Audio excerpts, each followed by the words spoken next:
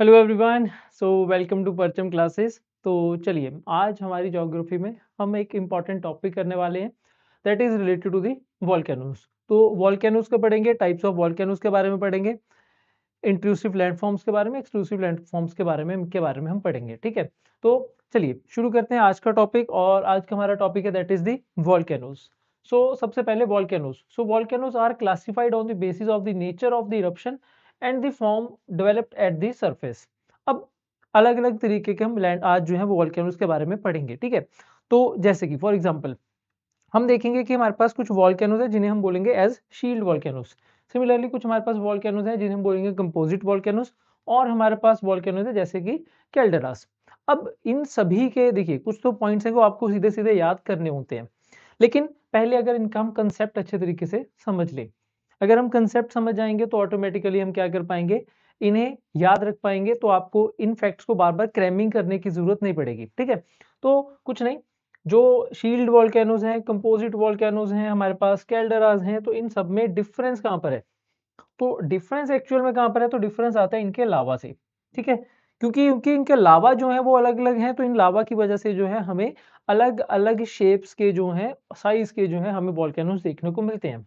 तो आपके माइंड में होगा कि सर लावाज कैसे अलग अलग हैं? तो आप बताइए, अर्थ के इंटीरियर से तो लावा आना चाहिए था, तो वो तो एक ही तरीके का होगा, वो अलग कैसे हुआ? तो यहाँ पर आराम से दो तरीके के हम लावास के बारे में पहले डिस्कशन करते हैं। ठीक है, फर्स्ट हमारे पास है that is the acidic lava. Second हमारे पास है दैट इज द बेसिक लावा। तो अगर हम इन दोनों के बारे में डिफरेंस समझ आएंगे तो ऑटोमेटिकली आगे आने वाले जितने भी हमारे वॉल्केनोज हैं वो आप इजीली आंसर कर सकते हैं कि ये कौन से वॉल्केनोज जो हैं वो किस लावा से बने होंगे, तो इनके अंदर की प्रॉपर्टीज कैसी होंगी, कैसे कैसे मिनरल्स हमें देखने को मिलेंगे। ठीक है, इजी हुआ। तो एसिडिक लावा और बेसिक लावा। अब शुरू करते हैं अपने माइंड को थोड़ा सा दौड़ाना। ठीक है, तो हमने क्या सोचते हैं, हम ये सोचते हैं कि अर्थ का इंटीरियर है हमारे पास। इंटीरियर में ऊपर की तरफ क्रस्ट है, ये हमारे पास एस्थीनोस्फीयर। एस्थीनोस्फीयर में जो हमारे पास है मैग्मा है। तो ये जो मैग्मा है ये यूनिफॉर्म है, यही लगता है सभी को कि सर एस्थीनोस्फीयर है, एस्थीनोस्फीयर में मैग्मा है, बस वही मैग्मा से वॉल्केनोज इरप्ट होते रहते हैं, वही मैग्मा से वॉल्केनोज इरप्ट होते हैं। लेकिन पार्शियल ट्रूथ है, पार्शियल ट्रूथ नहीं है। ठीक है, तो अगर मैं इसी मैग्मा को, जो एस्थीनोस्फीयर में हमारे पास मैग्मा है, अगर इन्हें देखेंगे ध्यान से तो हमें पता चलेगा कि यूनिफॉर्म नहीं है, ये यूनिफॉर्म नहीं है। ठीक है, तो यूनिफॉर्म नहीं है तो सिर्फ ये कैसा है? तो एक कुछ नहीं करते, एग्जाम्पल के रूप में लेकर चलते हैं। ठीक है, तो एक मेरे पास ये नॉर्मल जो है एक गिलास है। ठीक है, और इसमें डाल देते हैं पानी। ये रहा पानी, और पानी के ऊपर है हमारे पास दैट इज, ये जो मैं येलो कलर में डाल रहा हूँ दैट इज ऑयल। ऑयल बोल लीजिए, घी बोल लीजिए, घी से ज्यादा याद हो जाएगा। ठीक है, तो ये है घी। एक ग्लास ऑफ वाटर है और ग्लास ऑफ वाटर के ऊपर हमने डाल दिया 2 to 3 स्पून ऑफ द घी। ठीक है, देसी घी डाल दिया। आराम से खुश हो जाओ कि सर ने घी डाल दिया यहाँ पर। तो अब ये एक्चुअल में क्या है, तो मैंने इसे क्यों बनाया, तो इसे अब आप इसे विजुअलाइज कीजिए कि अर्थ के इंटीरियर में क्या है। अर्थ के इंटीरियर में हमारे पास दो अलग अलग टाइप्स के, दो अलग अलग टाइप्स के लावास हैं। लावा नहीं बोलेंगे, मैग्मा बोलेंगे। ठीक है, दो अलग अलग टाइप के मैग्मा है जो जब इरप्शन होती है तो डिपेंड करेगा कि एसिडिक लावा आया या बेसिक लावा आया। तो फिर उससे हम डिपेंड करेंगे, देखेंगे कि एक्चुअल में कौन से वाले वॉल्केनोज बनते हैं, कौन से वाले वॉल्केनोज नहीं बनते। अब मैंने यही एग्जांपल क्यों लिया, तो समझिए, ये जो ऊपर घी बनाया, ठीक है, ये है हमारे पास हमारा एसिडिक लावा। ये है एसिडिक लावा। जो नीचे है हमारे पास ये, तो ये है हमारे पास basic lava. Water, water is basic lava. ठीक है, एक है एसिडिक लावा और एक है बेसिक लावा। इजी हुआ। कुछ नहीं करेंगे, इसी पानी के गिलास को पकड़ो और फेंक दो। दोनों में से, मतलब ज्यादा दूर मत फेंकना, आराम से ऐसे नीचे की तरफ ड्रॉप करना है। ठीक है, आप सोचोगे कि सर ऐसे फेंका वो तो दूर तक तो सब कुछ ही जाएगा। नहीं, सिंपल ड्रॉप किया मैंने। तो मुझे बताओ कि वाटर दूर तक फ्लो करेगा या देसी घी दूर तक फ्लोट करेगा? दूर तक क्या जाएगा? माइंड में क्या आ रहा है? सर पानी दूर तक जाएगा। ठीक है, तो मतलब मैं ऐसे लिख सकता हूँ बेसिक लावा क्योंकि वाटर था, सो इसे ऐसे लिख देते हैं, हाईली फ्लूइड,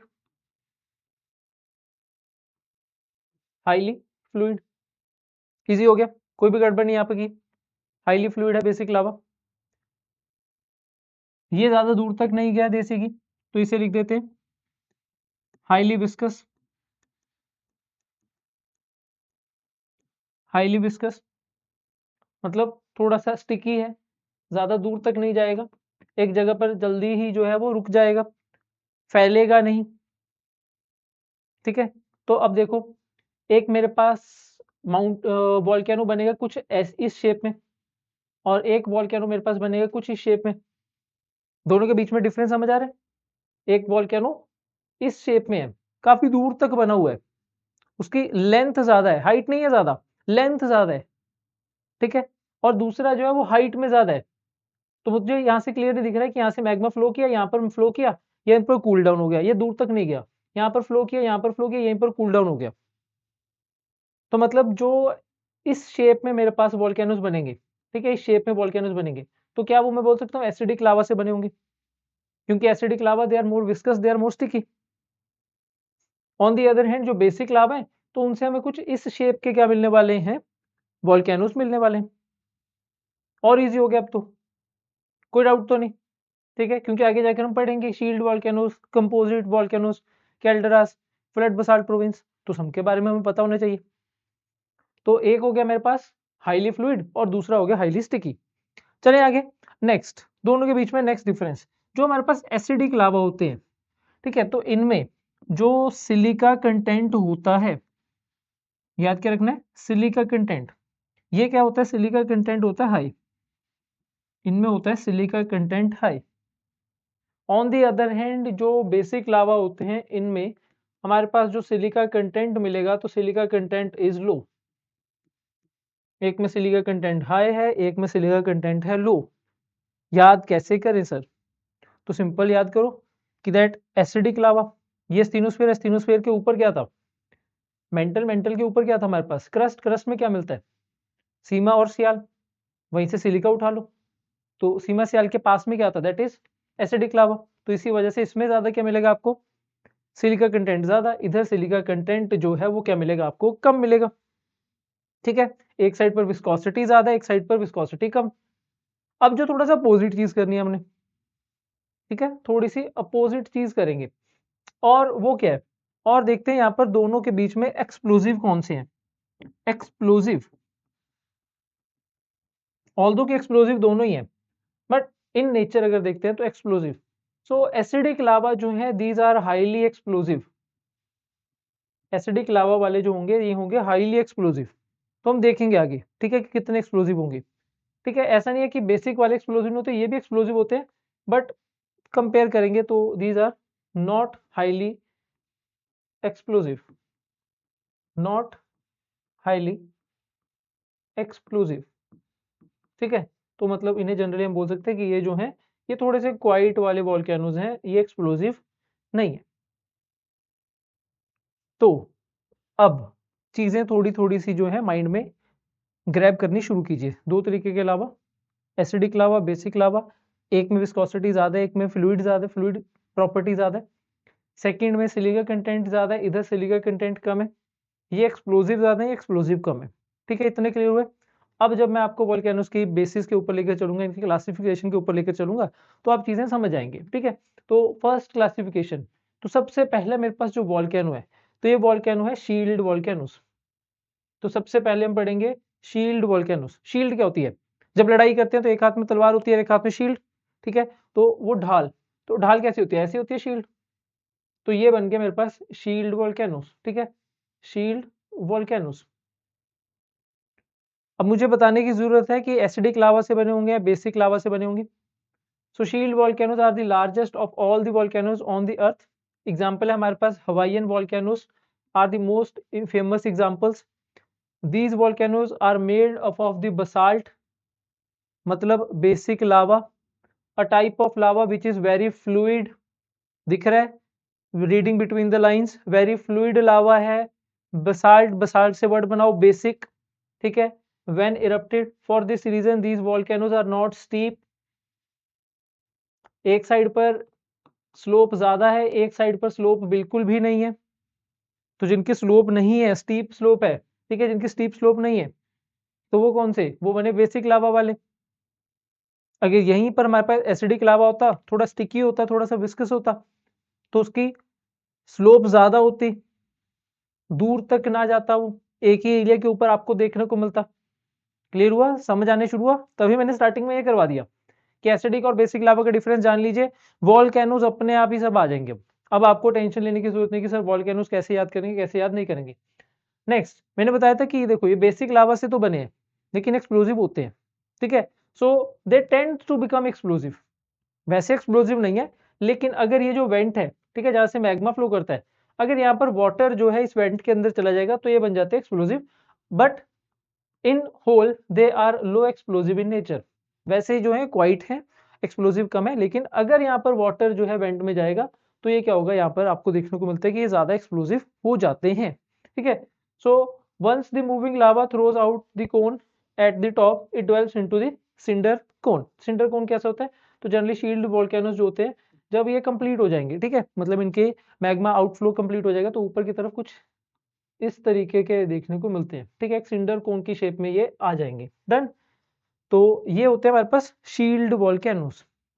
इजी हुआ शील्ड वोल्केनोस। चलें जरा आगे की तरफ, नेक्स्ट वोल्केनो, और नेक्स्ट वोल्केनो का नेम पढ़िए, that is composite volcano. Next हमारे पास है composite volcanoes. So these volcanoes are characterized by eruption of cooler, more viscous lava than the basalt. Basic लावा से ज्यादा विस्कस लावा है, तो क्यों ना मैं ऐसे यहाँ पर ऐसे लिख दूं कि यस, जो कंपोजिट वोल्केनोज होते हैं they are made of the acidic lava. बात खत्म करते हैं। क्यों इतना घुमा के कान पकड़ना, सीधा सीधा पकड़ लेते हैं ना। Composite lavas volcanoes are made up of acidic lavas, वही एसिडिक लावास जो क्या होते हैं, जिनके अंदर विस्कोसिटी ज्यादा होती है। Then these volcanoes often result in explosive eruptions. मैंने बताया था कि जो भी वो एसिडिक लावा से वोल्केनोज बनेंगे वो एक्सप्लोसिव होंगे नेचर में। Next, along with the lava, large quantities of the pyroclastic material ashes find their way to the ground. This material accumulates in the vicinity of the vent opening, leading to the formation of layers, and this makes the mount appear as a composite volcano.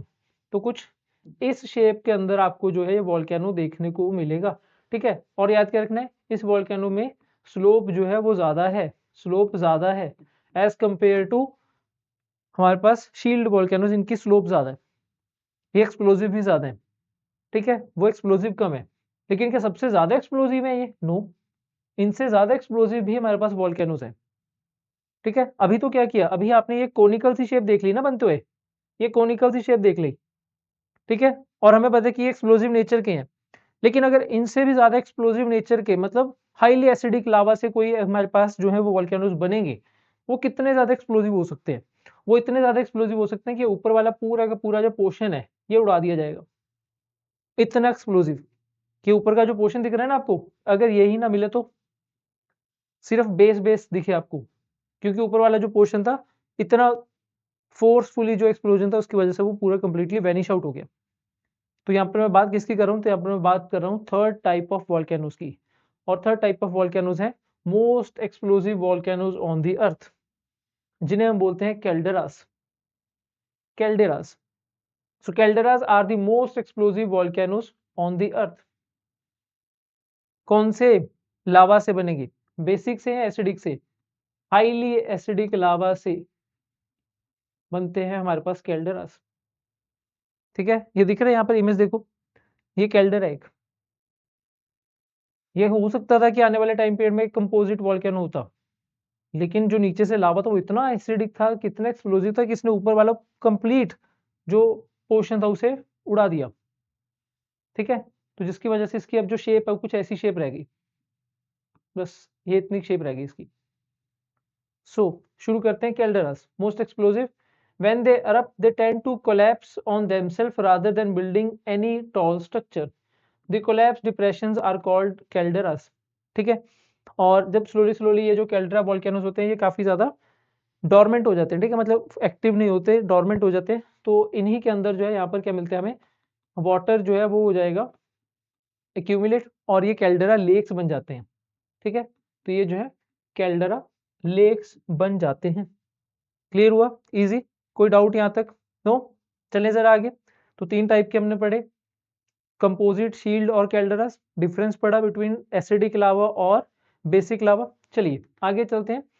आगे चलने से पहले एक छोटी सी information आप सभी के लिए, जो भी स्टूडेंट्स यहाँ पर एसएससी 2025 में एग्जाम के लिए प्रिपेयर कर रहे हैं, तो आप सभी के लिए जो है एसएससी जनरल अवेयरनेस कोर्स जो है परचम क्लासेस की तरफ से लॉन्च किया गया है। तो 2025 में जो अगर आप एसएससी का एग्जाम के लिए प्रिपेयर कर रहे हैं, ठीक है, और आप बाकी सभी आपने जो मॉड्यूल्स हैं वो कंप्लीट कर चुके हैं, लेकिन जनरल अवेयरनेस है जिसमें अभी तक आपको समझ नहीं आ रहा कि क्या करना चाहिए और क्या नहीं करना चाहिए, तो आराम से आप आइए और परचम क्लासेस के एसएससी जनरल कोर्स में अपने आप को एनरोल कीजिए, जिसमें आपको रिकॉर्डेड सेशंस प्रोवाइड किए जाएंगे। रिकॉर्डेड सेशन के अलावा क्या मिलेगा, ठीक है, कैसे आप बोल सकते हैं कि यस सर हमारे जो है जनरल अवेयरनेस अच्छे तरीके से हो जाएगा। तो जितने भी आपके पीवाईक्यूज हैं, पहली चीज मॉड्यूल कंप्लीट हो रहा है, मॉड्यूल के साथ साथ और मॉड्यूल के बाद में जो है साथ में टेस्ट हो रहे हैं जिसमें पीवाईक्यूज की डिस्कशन हो रही है। जिस लेवल के क्वेश्चन पूछे जा रहे हैं, जो ट्रेंड के साथ क्वेश्चन पूछे जा रहे हैं, वो सब डिस्कशन यहाँ पर की जाएंगी। डन। नेक्स्ट इसके अलावा जो है आपको रिकॉर्डेड लेक्चर्स मिलेंगे। देन जो टेस्ट होंगे वो क्योंकि कंप्यूटर बेस्ड टेस्ट है, क्योंकि आपके जनरल जो टेस्ट होते हैं वो भी कंप्यूटर बेस्ड टेस्ट होंगे। Then live problem solving sessions आपको प्रोवाइड होंगे। एग्जाम सक्सेस स्ट्रेटेजीज जो हैं वो प्रोवाइड की जाएंगी। इस कोर्स में आपके जो हैं history, economics, geography, polity, general science और स्टैटिक जीके विद निमोनिक्स जो है वो कवर किए जाएंगे। और ऐसा भी नहीं है कि आपका जो ये एसएससी जनरल अवेयरनेस का प्रोग्राम है, ठीक है, तो ये काफ़ी लंबा चलने वाला है, तो मई के एंड में जो है इसे कंप्लीट हो जाएगा। तो मई के एंड से पहले पहले जो है आपका ये कोर्स कंप्लीट हो जाएगा, तो कोई भी मेजर एसएससी एग्जाम तब तक नहीं है। तो आप इजीली जो है मई के एंड तक अपना जर्नल अवेयरनेस जीए जो है तो उसे स्ट्रॉन्ग कर सकते हैं, क्योंकि आपको पता है कि रिसेंट ट्रेंड्स यही चल रहे हैं कि जनरल अवेयरनेस जब तक आपके अच्छे तरीके से नहीं होगी तो आप अच्छा स्कोर नहीं कर सकते। क्लियर है? चलिए, तो आप परचम की वेबसाइट पर जा सकते हैं, परचम की ऐप पर जा सकते हैं और इनरोल करवा सकते हैं। टोटल 1 ईयर की वैलिडिटी रहने वाली है। चलो आगे चलते हैं। नेक्स्ट हमारे पास जो है वोल्केनो, और वो है that is flood basalt provinces. ठीक है, फ्लड बसाल्ट प्रोविंस वोल्केनोस। तो एग्जांपल के रूप में समझते हैं पहले। तो हमारे इंडिया में हमें कहाँ पर मिलते हैं फ्लड बसाल्ट प्रोविंसेस? तो यस, आंसर है डेक्कन ट्रैप्स। तो डेक्कन ट्रैप्स में मिलते हैं। ठीक है, अब नेम से क्लियर हो रहा है कुछ, फ्लड बसाल्ट प्रोविंसेस। फ्लड मतलब दूर दूर तक मैग्मा जो है वो ट्रेवल करता गया। तो कैसा मैग्मा होगा वो, कैसा लावा होगा वो, जिससे हमें फ्लड बसाल्ट प्रोविंसेस देखने को मिलती हैं? तो वो लावा होगा that is highly basic in nature. Highly basic लावा जो होगा वो देखने को मिलेगा जब वो आउटपोर होगा। ठीक है, तो उसकी वजह से जो हमें देखने को मिलते हैं स्ट्रक्चर्स देखने को मिलते हैं, तो हमें देखने को मिलते हैं flood basalt provinces. So these volcanoes outpour highly fluid lava that flows for the long distance. दूर दूर तक जो है वो लावा ट्रेवल करता जा रहा है, ट्रेवल करता जा रहा है। So there can be a series of flows with some flows attaining the thickness of more than 50 meters. Individual flows may extend up to hundreds of the kilometers. For example के हमारे पास Deccan traps, India में जो Deccan traps हैं, these are example of flood basalt provinces. ठीक है जी, easy हो गया। चलें आगे। नेक्स्ट हमारे पास है mid oceanic ridges. So mid oceanic ridges हम पहले कर चुके हैं, इसके बारे में कुछ थोड़ा थोड़ा सा अगर आपको याद हो तो हमने मिड ओशियानिक रीजेस पढ़ी थी इन दी प्लेट टेक्टोनिक थ्योरी, कंप्लीट की थी हमने तब प्लेट टेक्टोनिक थ्योरी में। तो वापस आते हैं, मिड ओशियानिक रीजेस क्या होंगी? Mid oceanic ridges volcanoes. ठीक है, so they occur in the oceanic areas.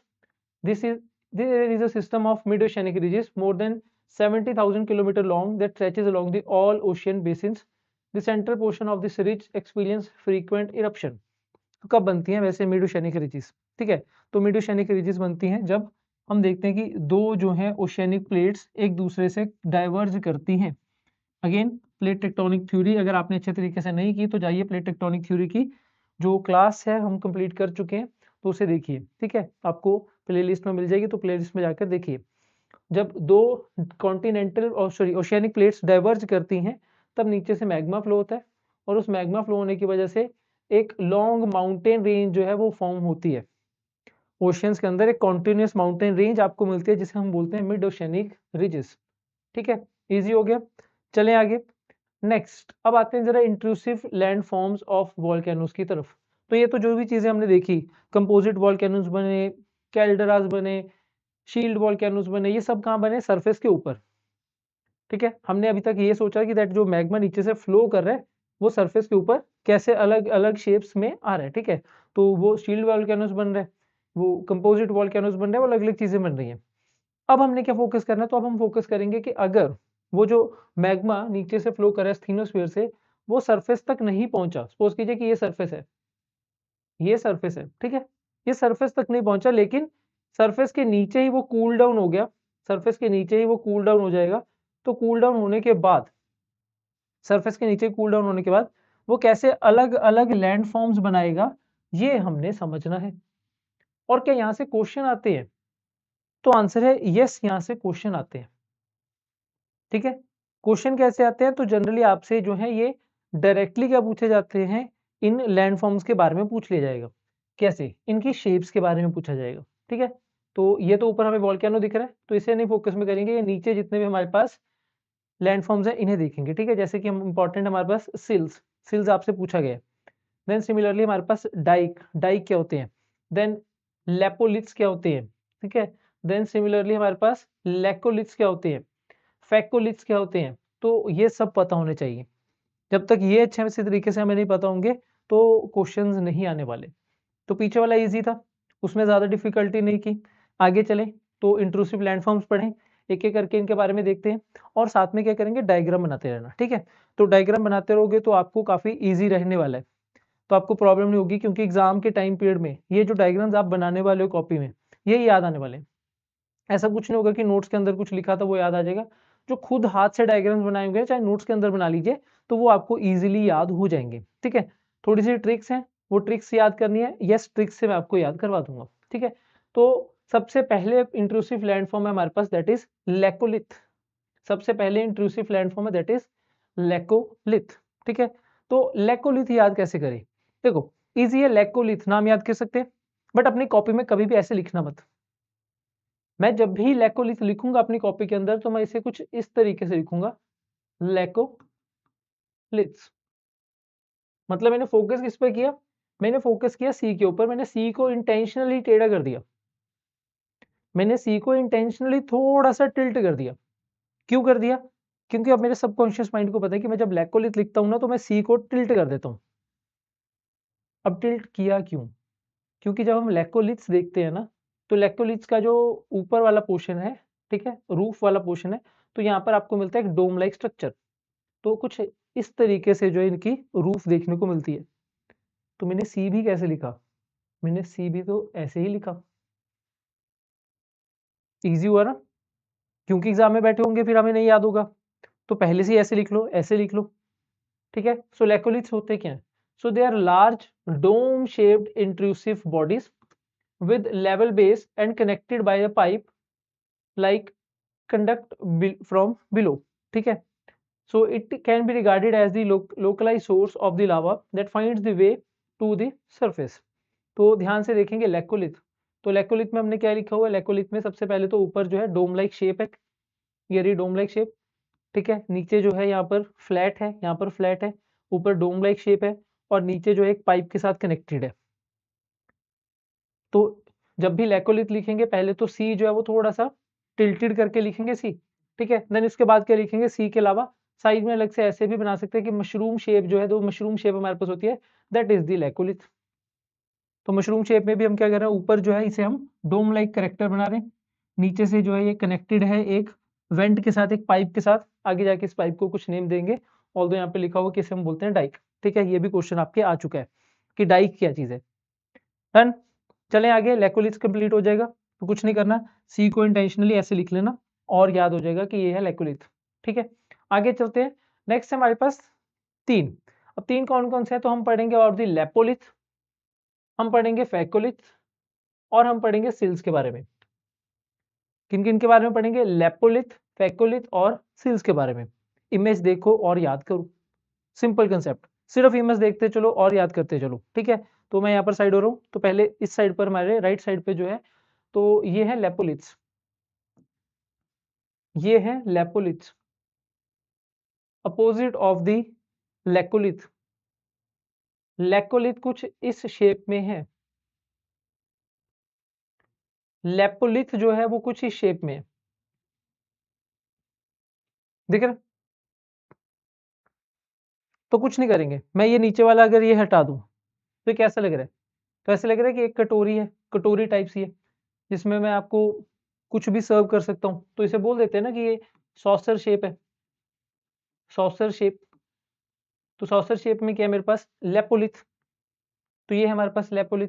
तो लेपोलिथ में जो रूफ है वो प्लेन है, लेकिन जो नीचे वाला सरफेस है, ठीक है, जिसे हम बोलते हैं कि फ्लोर, तो फ्लोर कैसी है? वो डोम लाइक या थोड़ी सी राउंडेड है, सॉसर लाइक शेप है। तो उसे हम क्या बोलेंगे? उसे हम बोलेंगे लेपोलिथ्स। ठीक है, तो ये है हमारे पास लेपोलिथ्स, नीचे कनेक्टेड है डाइक के साथ। ठीक है, आगे चलें। देन थर्ड सेकंड नंबर के ऊपर हमारे पास है फैकोलिथ्स। तो ये रहे फैकोलिथ्स, इमेज देखो ज़रा ध्यान से, फैकोलिथ्स। तो कुछ इस तरीके के फैकोलिथ्स मिलते हैं आपको, wave like structures, wave like structures. ठीक है, बिल्कुल वेव लाइक स्ट्रक्चर्स जो कनेक्टेड नहीं है किसी डाइक के साथ, सिंपल वेव लाइक स्ट्रक्चर्स। तो अगर मैं इसमें दिखाऊं आपको, तो इसमें हमारे पास कहाँ पर है फैकोलिथ्स? तो ये रहा फैकोलिथ, ये रहा फैकोलिथ। ठीक है, तो सिंपल वेवी स्ट्रक्चर्स जो हैं इन्हें बोलते हैं फैकोलिथ्स। देन एक ऐसे भी हमें इंट्रूसिव लैंडफॉर्म्स मिलते हैं जिनमें जो रूफ है और फ्लोर, ठीक है, दोनों क्या है, सीलिंग और फ्लोर दोनों जो हैं वो फ्लैट है, दोनों फ्लैट, कहीं पर भी डोम लाइक स्ट्रक्चर नहीं है, नीचे भी नहीं है ऊपर भी नहीं है। अगर ऊपर होता तो लैकोलिथ्स हो जाता, नीचे होता तो लेपोलिथ्स हो जाता। अगर दोनों ही प्लेन है तो उसे हम बोलते हैं, उसे बोलते हैं सिल। तो सिल कैसे है? सिल कहीं ना कहीं हमें देखने को मिलता है एक हमर शेप में, हैमर शेप में, सॉरी, एक हैमर शेप में जो मिलता है दैट इज सिल।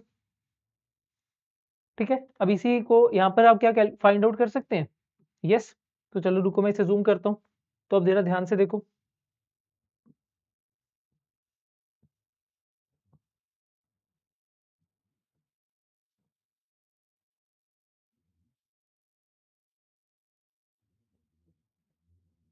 जी, तो ये देखिए जरा, लेकोलिथ दिख रहा है, लेकोलिथ। ठीक है, डोम लाइक स्ट्रक्चर। देन ये दिख रहा है यहाँ पर वेवी स्ट्रक्चर्स, एक एंटीक्लाइन है, एक सिंक्लाइन है, तो इन्हें बोलते हैं फैकोलिथ्स। इधर चलते हैं, तो ये सॉसर लाइक शेप है, नीचे से जो है वो कर्व्ड है, ऊपर की तरफ से थोड़ा सा प्लेन है, तो इसे हम बोलते हैं लेपोलिथ्स। देन ऊपर की तरफ चलते हैं तो दोनों ही प्लेन है, तो इसे क्या बोलते हैं? इसे बोलते हैं सिल्स। डन, इजी हुआ। चलें आगे जरा, तो चलिए यहाँ पे देखते हैं क्या क्या लिखा है इनके बारे में। So lopoliths, when the magma moves upwards, a portion of the same tends to move horizontal direction wherever it finds a weak plane and gets arrested in the different forms. It develops into a saucer shape। तो keyword है saucer shape, बार बार इसी के ऊपर आपके question बने हैं कि saucer shape कौन सा वाला इंट्रूसिव लैंडफॉर्म है, तो याद रखेंगे। सो जब saucer shape में आपको मिलते हैं concave to the sky body, it is known as lopolith, it is known as lopolith. बना लेना साथ में ये वाला। ठीक, चले आगे। Next, a wavy mass of intrusive rocks at a time is found at the base of the syncline or at the top of the cline in a folded igneous country. These are called as फैकोलिथ्स। तो wavy से जिनमें anticline और syncline देखने को मिलते हैं तो उन्हें बोलते हैं फैकोलिथ्स। Then near the horizontal bodies of the intrusive igneous rocks are called sills or also known as the sheets depending on the thickness of the material। अगर ज़्यादा थिकनेस है तो उसे हम क्या बोल रहे हैं? सिल बोल रहे हैं। अगर कम थिकनेस है तो उसे क्या बोल रहे हैं? शीट बोल रहे हैं। ठीक है, तो दोनों के क्या याद रखने हैं आपने? डायग्राम याद रखने हैं। लेपोलिथ्स का याद होना चाहिए, फैकोलिथ्स का याद होना चाहिए, सिल्स का याद होना चाहिए। देन लास्ट लास्ट हमारे पास है डाइक्स। डाइक्स क्या है? तो डाइक्स और कुछ नहीं, डाइक्स तो आप ऐसे याद रख सकते हैं, डाइक्स क्या है हमारे पास? जो कनेक्ट कर रही है। डाइक्स क्या है? डाइक्स जो है मेन सोर्स ऑफ मैग्मा है। ठीक है, मेन सोर्स ऑफ मैग्मा, जहां से मैग्मा फ्लो कर रहा है, पाइपलाइन समझ लीजिए डाइक्स को। ठीक है, तो dykes dykes when the lava makes it's way through the cracks, the fissures develops into the lands and it solidifies almost the perpendicular to the ground, and on cooling it develops into the wall like structures and the structures are known as dikes। तो ये जो है ये है dykes. तो dykes हमेशा ही आपको कैसे मिलेंगे? ये मिलेंगे परपेंडिकुलर, सरफेस है ऊपर, ये रहा हमारे पास सरफेस, सरफेस के परपेंडिकुलर जो आपको स्ट्रक्चर्स जनरली मिलते हैं तो उन्हें हम क्या बोलते हैं, डाइक्स। ठीक है, तो स्ट्रक्चर के परपेंडिकुलर, सरफेस के परपेंडिकुलर जो आपको स्ट्रक्चर्स मिलते हैं तो उन्हें बोलते हैं डाइक्स। क्लियर हुआ, इजी हो गया। तो अब आगे चलते हैं, वॉल्केनोज। तो वॉल्केनोज हमें मेजरली कहाँ कहाँ पर मिलते हैं तो देखते हैं। So major volcanic regions of the earth, तो कहाँ कहाँ पर मिलते हैं, तो मेजर वॉल्केनोज, तो 2/3 दैट इज द ऑलमोस्ट 66% हमारे जो वॉल्केनोज हैं वो एक ही रीजन में मिलते हैं जिसे हम बोलते हैं circum Pacific region, also known as ring of fire. ठीक है, तो ये रिंग ऑफ फायर के अराउंड हमें ज्यादातर क्या मिलते हैं, अर्थक्वेक्स मिलते हैं, वॉल्केनोज मिलते हैं। रीजन क्या है इसके पीछे, तो रीजन है अगेन प्लेट टेक्टोनिक में। चलिए, तो प्लेट टेक्टोनिक थ्योरी में हम पढ़ चुके हैं कि हमारे पास मेजर प्लेट्स हैं, माइनर प्लेट्स हैं। तो मेजर प्लेट्स में एक प्लेट हमारे पास यहाँ पर है पैसिफिक प्लेट, और ये जो पैसिफिक प्लेट है ये प्लेट ओशियनिक प्लेट है। ठीक है, कंप्लीटली ओशियनिक प्लेट है पैसिफिक प्लेट। और ओशियनिक प्लेट जब कन्वर्ज करती है या डबर्ज करती है तो उसकी वजह से आपको क्या मिलते हैं, ऐसे लैंडफॉर्म्स देखने को मिलते हैं। तो ये पूरे जो है बाउंड्री है हमारे पास पैसिफिक प्लेट की। ठीक है, तो ये बाकी प्लेट्स के साथ क्या कर रही है, कन्वर्ज और डाइवर्ज कर रही है, जिसकी वजह से यहाँ पर आपको सीरीज ऑफ वॉल्केनोज मिलते हैं, वॉल्केनिक पीक्स मिलती हैं। ठीक है, यहीं पर आपको मेजर जो है अर्थक्वेक्स भी देखने को मिलते हैं, इसी वजह से इसे हम बोलते हैं रिंग ऑफ फायर।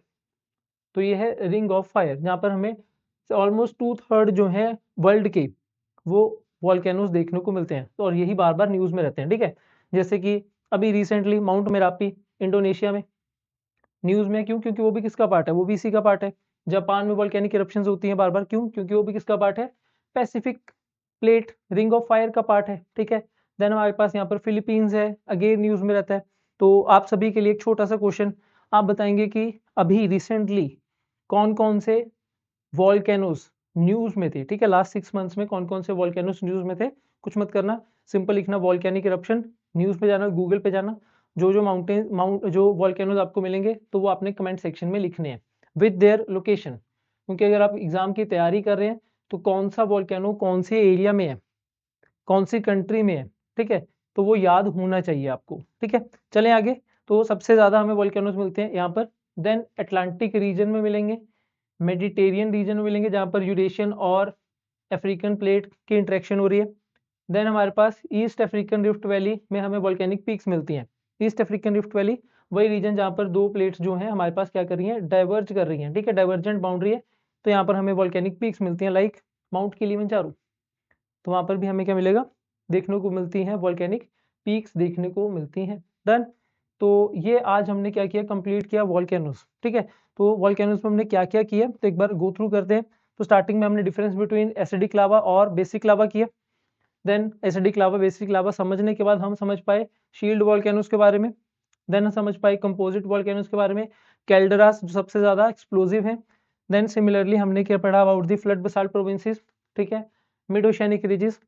देन आए थे हम इंट्रूसिव लैंडफॉर्म्स में, और यहाँ से आपके क्वेश्चन बनते हैं, बार बार क्वेश्चन बनते हैं। ठीक है, 90 डिग्री के ऊपर डाइक्स, सील्स क्या होंगी, लेपोलिस क्या होंगे, लैकोलिस क्या होंगे, फैकोलिस क्या होते हैं, बार बार क्वेश्चन आपसे पूछे जाते हैं। तो कुछ मत करना है, अच्छे तरीके से इन्हें याद करना है। ठीक है, तो जैसे जैसे मैंने डायग्राम बनाए वैसे वैसे डायग्राम बनाइए, इंटेंशनली लिखिए सी को, तो जिससे एग्जाम में आपको जो है वो कंफ्यूजन ना हो। ठीक है, तो सॉसर शेप में कौन सा है, 90 डिग्री के ऊपर कौन से हैं, वेवी शेप में कौन से हैं, और हमारे पास जो हॉरिजॉन्टल शीट्स हैं उन्हें क्या बोला जाता है। बस यहीं तक ही रखना इसे, इसी से आपके जितने भी PYQs हैं वो मोस्टली सॉल्व हो जाएंगे। क्लियर। तो चलिए, तो आज इतना ही रखते हैं। तो आज हमने कंप्लीट किया मेजर वॉल्केनिक वॉल्केनोस के बारे में पढ़ा, टाइप्स ऑफ वॉल्केनोस के बारे में, इंट्रूसिव वॉल्केनिक लैंडफॉर्म्स के बारे में पढ़ा, और डिस्ट्रीब्यूशन ऑफ द वॉल्केनोस की। तो मिलते हैं नेक्स्ट क्लास में। अगर इससे रिलेटेड कोई भी डाउट होगा तो आप कमेंट सेक्शन में कमेंट कर सकते हैं। ठीक है, तो चलिए मिलते हैं नेक्स्ट क्लास में, तब तक के लिए थैंक यू वेरी मच।